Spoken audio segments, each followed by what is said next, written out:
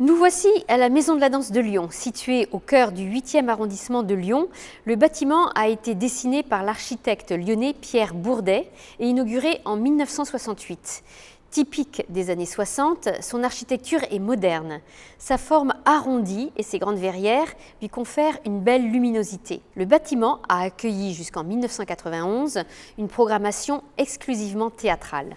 C'est en 1992 que la Maison de la Danse y emménage, après 12 années passées dans un théâtre devenu trop petit. Depuis, de nombreux travaux ont été réalisés, comme la modernisation de la salle ou de la scène, mais aussi la création de nouveaux lieux de vie, toujours en lien avec la danse. Vous êtes à l'intérieur de la Maison de la Danse, dans l'atrium. L'entrée principale dessert les différents lieux de vie. Grâce aux escaliers monumentaux, on rejoint le bar et les deux salles de spectacle. À gauche, la vidéothèque numérique. À droite, la salle Jacques Demy. Derrière, la billetterie, le restaurant Ginger et Fred. La place de l'image est importante au sein du bâtiment. En témoigne cette vidéothèque inaugurée en 2013. Grâce à 5 postes informatiques, le spectateur peut se plonger dans l'histoire de la danse. Plus de 1000 archives vidéo de danse sont consultables gratuitement. L'accès au site numeridance.tv y est également libre. L'espace Ginger et Fred a été construit en 1986. Il a d'abord été dédié au catering des artistes, puis il s'est transformé en vidéo-bar-restaurant pour les spectateurs en 1992.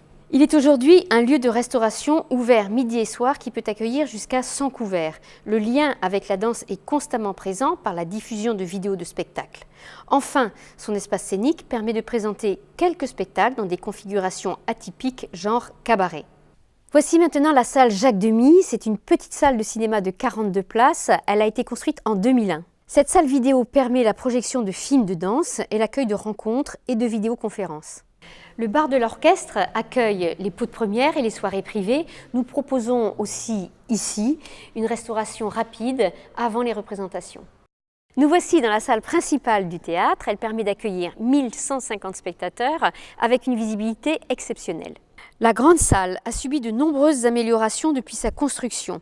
Le balcon a été ajouté, le plateau a été totalement modifié, la salle s'est modernisée. Aujourd'hui, le cadre de scène fait 13,80 m d'ouverture et 7,67 m de hauteur. La profondeur du plateau est de 15 mètres, son grille technique est situé à 23 mètres de hauteur. La scène est équipée de 44 perches contrebalancées et de 2 perches électriques.